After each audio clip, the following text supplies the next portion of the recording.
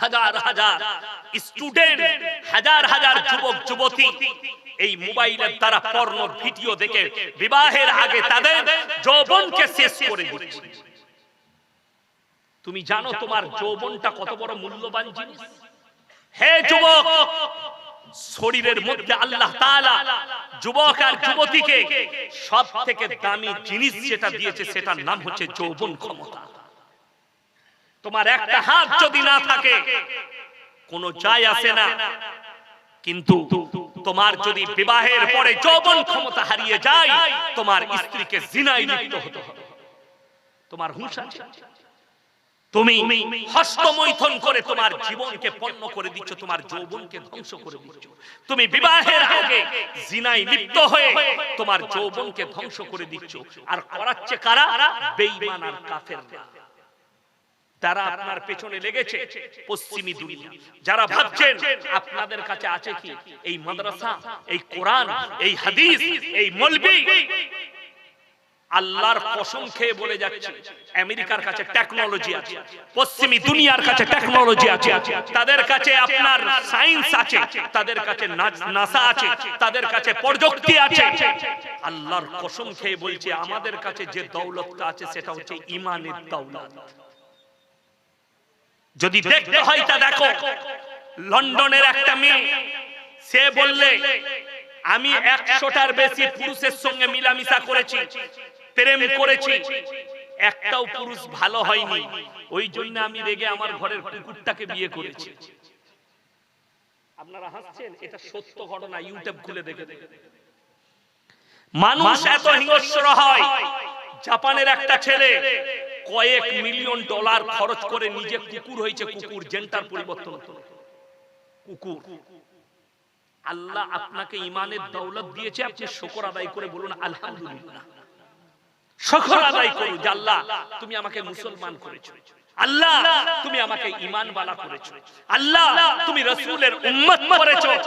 তাকিয়ে দেখুন যারা নিজেদেরকে মডেলিং বলছে, যারা নিজেদেরকে বলছে আমরা জ্ঞানী, জানেন সব থেকে বেশি সমকামী কোথায়? আমেরিকায়, লন্ডনে নয়, ব্রিটেনে নয়, জার্মানে নয়, সব থেকে বেশি সমকামী হচ্ছে চাইনাতে। চাইনা যারা নিজেদেরকে বলছে আমরা পৃথিবীর টেকনোলজিতে এগিয়ে, ওই চাইনায় যখন মানুষের 70 বছর বয়স হয়ে যায় তাদেরকে ইনজেকশন দিয়ে মেরে দেয়। কেন? যে এরপর তো যুবক উঠছে, ওকে মেরে দেয়, ওর থেকে লাভ নাই, ওর দ্বারা কাজ পাওয়া যাবে না, বুড়ো হয়ে গেছে। আর আপনারা ইমানদারির সঙ্গে বলুন, ইসলাম বলেছে, কোরআন বলছে ইম্মা ইয়াবলুগান্না ইনদাকাল কিবার আহাদুহুমা আও কিলাহুমা ফালা তাকুল লাহুমা উফফি ওয়ালা তানহারহুমা ওয়া কুল লাহুমা কাওলান কারীমা। তোমাদের মা বাবা যখন বৃদ্ধকালে বৃদ্ধাকে পৌঁছাবে, তোমরা এমন করে খিদমত করো যেমন তোমাদের শিশুতে লালিত পালিত করেছে। আমরা বাম্মাকে ভালোবাসি না বাসি? এই ভারতবর্ষে যতগুলো বৃদ্ধ বৃদ্ধাশ্রম আছে সব অমুসলিম ভাইদের, মুসলমানদের একটাও নাই। জোরে বলুন সুবহানাল্লাহ। একটাও মুসলমানদের নেই।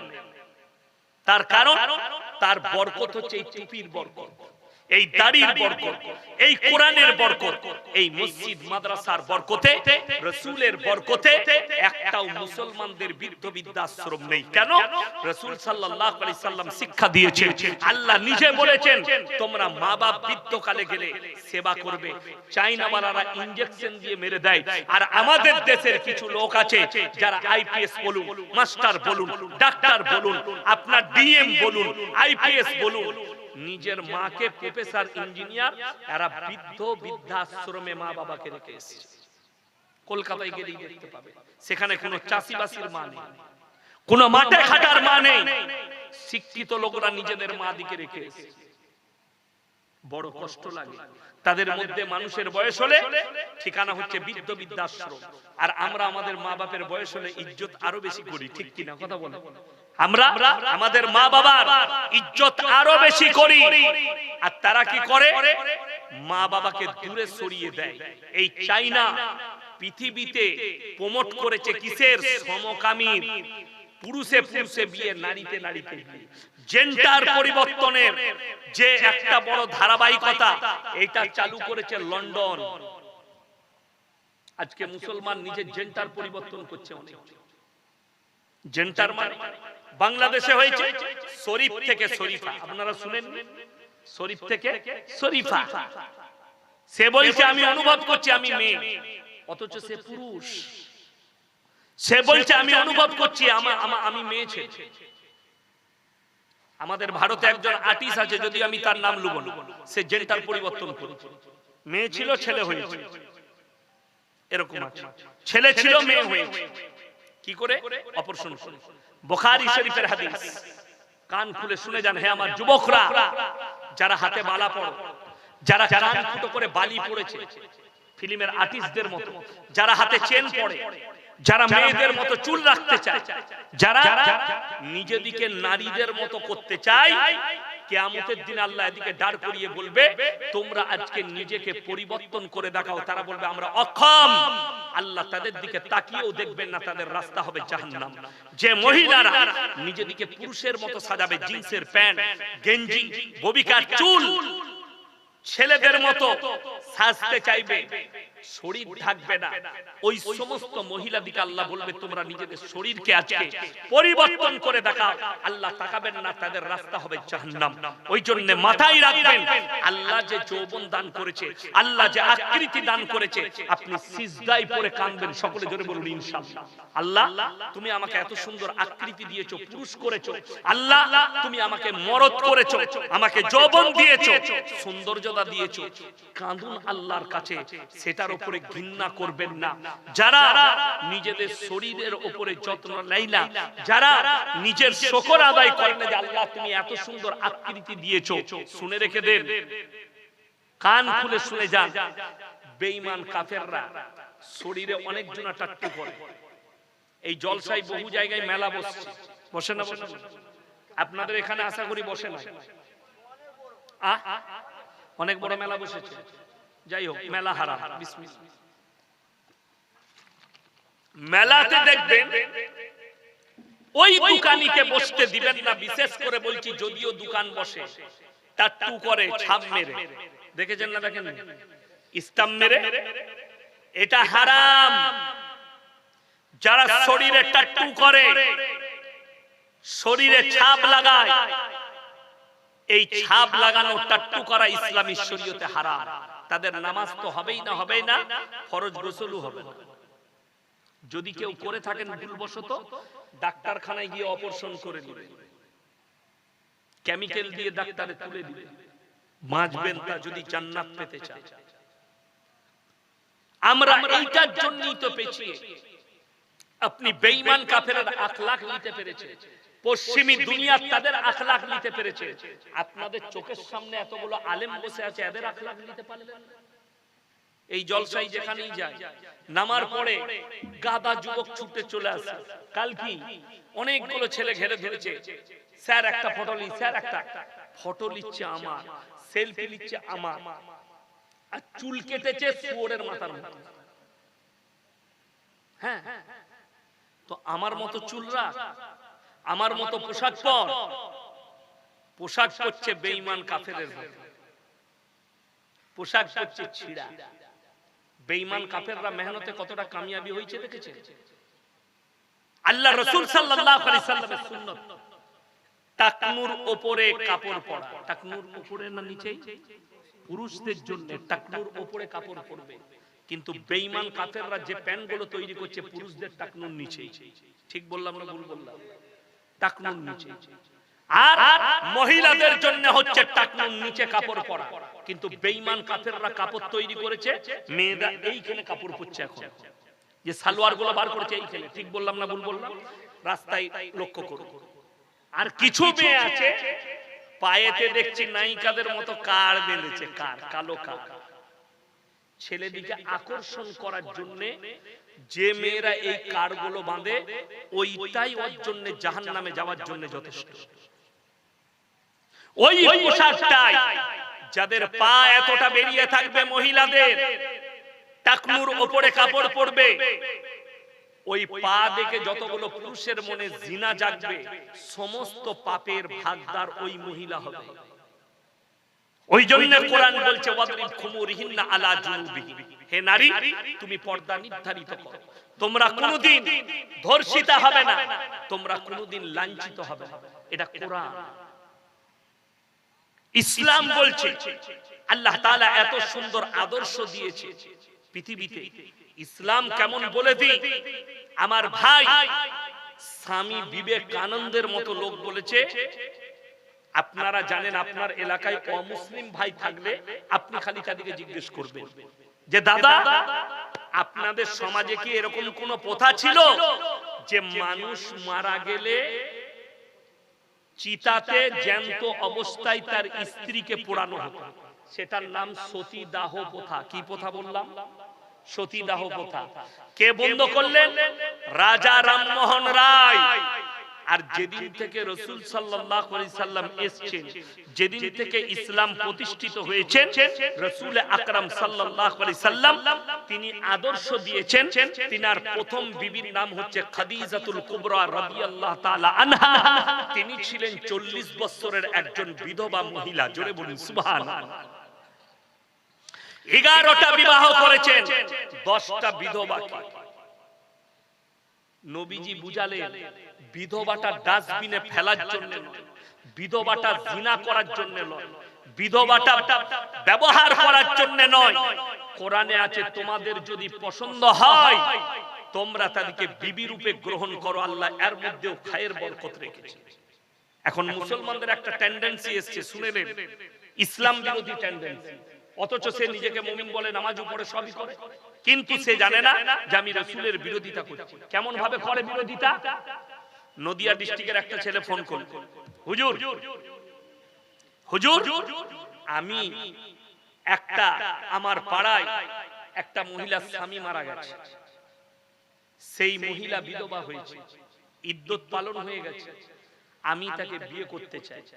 আমি বললাম জায়েজ আছে, অসুবিধা নাই, তুমি করো, এর মধ্যে আল্লাহ খায়ের বরকত রেখেছে। বললে আমি হচ্ছি ব্যাচেলর, মানে বিয়ে হয়নি, আমি অবিবাহিত ছেলে, অবিবাহিত, আমি কি বিয়ে করতে পারি? আমি বললাম অবশ্যই। সে কি বললে শুনেলেন, আমার বাপ নামাজ পড়ে, আমার মা নামাজ পড়ে, আমার প্রতিবেশীতে নামাজি, তারা বলছে এইটা লোকে খারাপ বলবে, নোংরা বলবে। আমি বললাম নাউজুবিল্লাহ, তোমার মা বাপকে ইস্তেগফার করতে বলো, তোমার মা বাপকে আল্লাহর কাছে কাঁদতে বলো। কেন? তোমার মা বাপ তো, তার মা বললে যে তোর হুজুরকে জিজ্ঞেস কর, সমাজ কি মেনে নেবে? আমি বললাম তোমার মাকে জিজ্ঞেস করো, তুমি যে বলছো লোকে খারাপ বলবে। আল্লাহর হাবিব সাল্লাল্লাহু আলাইহি সাল্লাম 11টা বিবাহ করেছেন, 10টা বিধবাকে করেছিলেন। নবীজি কি পৃথিবীর মানুষের কাছে শ্রেষ্ঠ না খারাপ? বাবা কথা বলে না, শ্রেষ্ঠ। তোমার যদি পছন্দ হয় বিধবাকে জিনা লয় বিবি রূপে গ্রহণ করো।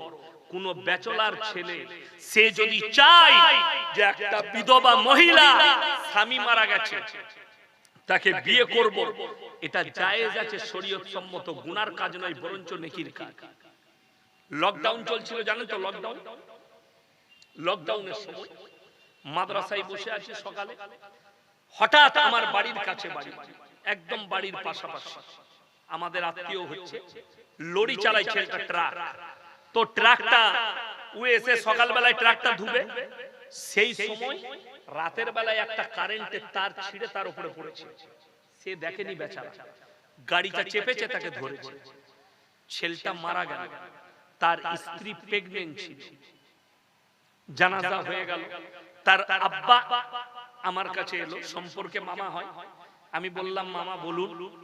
বললে ভাগ্নে একটু যদি তুমি তোমার ভাইকে, ছোট ভাই, তার একটা ছোট ভাই ছিল, তাকে যদি বুঝাও, সে যদি স্ত্রী রূপে গ্রহণ করে, অথচ সেই ছেলেটার বিয়ে ঠিক হয়ে আছে অন্য জায়গায়, যদি সে করে, পেটে যে সন্তান আছে সে বাবা পেয়ে যাবে, স্ত্রীটা বেঁচে যাবে।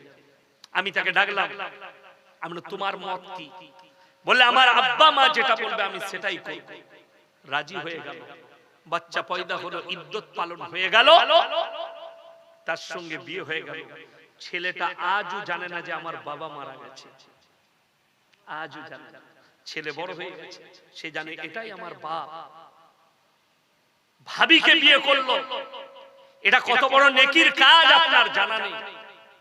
আমাদের সমাজের লোক এগুলোকে খারাপ চোখে দেখে, অথচ তোমার জানা নাই এটা ঈশ্বরীয়, এটাই ভালো কাজ। ওই জন্য সবাই ইসলামের ছায়াতলে আসবো, সকলে জোরে বলুন ইনশাআল্লাহ। এই কোরআনের সঙ্গে সবাই মহব্বত করবো, জোরে বলুন ইনশাআল্লাহুল আজিজ।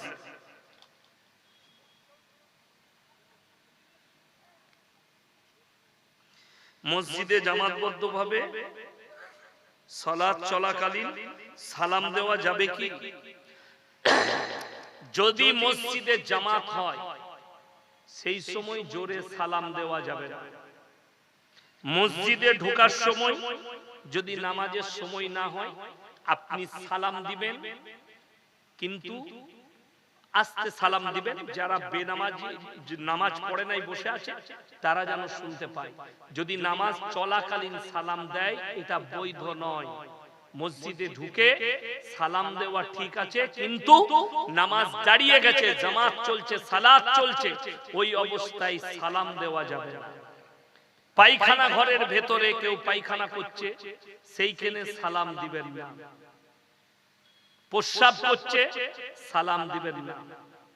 আদবের খেয়াল রাখবেন। লাস্টে বলি, হাত তুলে বলুন আমরা সকলে কোরআনের সঙ্গে মহব্বত করবো, জোরে বলুন ইনশাআল্লাহ। সরকার যে ইসলাম বিরোধী কাজ শুরু করেছে, এই মাদ্রাসাগুলোকে মিটাতে চাইছে, আমরা এটা হতে দেব না। হাত তুলে বলুন তো ইনশাআল্লাহ। আরো জোরে বলুন ইনশাআল্লাহ। এইটার জন্য শুধু শারীরিক নয়, শুধু অর্থ নয়, শুধু দোয়া নয়, আপনার সার্বিক দিক দিয়ে আপনার সমর্থন আমাদেরকে লাগবে। আমরা করব তো, জোরে বলুন ইনশাআল্লাহ। যদি এটা হয়, আমি বলবো আল্লাহর মহব্বতে, রসুলের মহব্বতে এইরকম 5 জন ব্যক্তি কে কে আছেন বলুন তো, যে কোরআনের মহব্বতে 5000 করে টাকা দেবো ইনশাআল্লাহ। দেখি নাম্বার 1 কেউ আছে 5000 টাকা রসুলের মহব্বতে। 1 মাস পরে দিবেন, 2 মাস পরে, 3 মাস পরে দিবেন, 6 মাস পরে দিবেন। এই মাদ্রাসার জন্য আমি মাদ্রাসায় 2-3 বছর আগে, 2 বছর আগে এসেছিলাম। আলহামদুলিল্লাহ অনেক উন্নতি দেখেছি। বিল্ডিং বেড়েছে, গেটটাও হয়েছে। আগে গাড়ি ঢুকে নি, এখন গাড়ি ঢুকে গেল। এত বড় মাদ্রাসা। আমার ভাই নাম্বার 1 কে আছেন 5000 টাকা। আল্লাহর বান্দা, আমি একজনকে দেখতে চাই, কে আছেন? প্রথম বিসমিল্লাহ, কোরআনের মহব্বত। রাসূল বলেছেন যাকিরা গচ্ছিত সম্পদ। মানুষ কিয়ামতের দিনে খালি কাঁদবে, আমি যদি এই দিনের খাতিরে আরো কিছু টাকা খরচ করে আসতাম আমার জন্য মঙ্গল হতো। তাই আমি বলবো এই নাম্বার 1 কে আছেন প্রথম বিসমিল্লাহ 5000 টাকা কে আছে? কোন আল্লাহর বান্দা আছে? একটু তাড়াতাড়ি বলি। বিসমিল্লাহ একজন করুন, কে আছে? আল্লাহর বান্দা টাকা দিয়েছে, সম্পদ দিয়েছে, কিয়ামতের ময়দানে বাবার জন্য, মায়ের জন্য, নিজের সন্তান সন্ততির জন্য, বাবা মায়ের জন্য 5000 টাকা কে আছেন? কোন আল্লাহর বান্দা? মাত্র 5000 টাকা আল্লাহর ওয়াস্তে দিনের খাতিরে কে আছে? কোন আমার ভাই আছে? একটু তাড়াতাড়ি বলি ইনশাআল্লাহ। আমি জানি মালদা মুর্শিদাবাদের মানুষের অবদান আছে বড়। মাদ্রাসা মসজিদের পেছনে খেটে খাওয়া মানুষ কিন্তু আল্লাহর ঘরে দিতে দ্বিধাবোধ করে। তাই আমি বলবো নাম্বার 1 5000 টাকা কোন আল্লাহর বান্দা আছে? একজন হাত তুলবেন, কে আছে? প্রথম বিসমিল্লাহ কে আছে? আমার কোন ভাই আছে? মাত্র 5000 টাকা। একটু স্টেজে এসে আমার সাথে মুলাকাত করে যাবেন। আমি দোয়া দেব, জান ভরে মুসাফির মানুষ, আমি দোয়া করব। 350 কিলোমিটার রাস্তা অতিক্রম করে এসেছি। আমার ভাই কে আছেন? কোন আল্লাহর বান্দা আছে? কোন আমার ভাই আছে? একটু তাড়াতাড়ি বলি ইনশাআল্লাহ, একটু তাড়াতাড়ি বলি। মাত্র বলেছি 5000 টাকা। একটু মুলাকাত করে যাবেন। আমি দোয়া দেব মুসাফির মানুষ, কিয়ামতের ময়দানে মোলাকাত হবে, আপনি বুঝতে পারবেন এগুলো আমার ফেরত যাচ্ছে, আমি ফেরত পাচ্ছি। সেই দিন আপনি কাঁদবেন। ওইদিকে আসুন বাবাজি, ওইদিকে মাশাআল্লাহ, আসুন ভাই, জাযাকাল্লাহ। ওয়ালাইকুম সালাম, কি নাম বাবু? মাশাআল্লাহ, মোহাম্মদ নুরুল ইসলাম ভাই, ৫,০০০ টাকা। তারিকুল আলম ভাই ৫,০০০ টাকা। আচ্ছা আচ্ছা, মাশাআল্লাহ, আল্লাহ ইনাদের জানে মালে ইজ্জতে বরকত দেখ, ইনাদের কারবারে ব্যবসা বাণিজ্য রুজি রোজগারে আল্লাহ বরকত দেখ। আমার ভাই দুজন হয়ে গেছে, ৩ নম্বর আল্লাহর বান্দাটা কে আছে? ৩ নম্বরটা কে আছে? আল্লাহ তাআলা ইনাদের ইজ্জতে বরকত দেখ, ইনাদের পূর্বপুরুষকে আল্লাহ জান্নাতি করুক। ৩ নম্বর আল্লাহর বান্দাটা কে আছে? আমি মাত্র ৫টা চেয়েছি, আজ ৩ জন হলেই হয়ে যাবে ইনশাআল্লাহ। ৩ নম্বরটা কোন আল্লাহর বান্দা আছে একটু তাড়াতাড়ি বলি ইনশাআল্লাহ, পরকালের জন্য, মরণের পরের জন্য। আজকে আছি কালকে নাই, কবে চলে যাব আমরা কেউ জানি না। আল্লাহর কাছে হাজিরি দিতে হবে।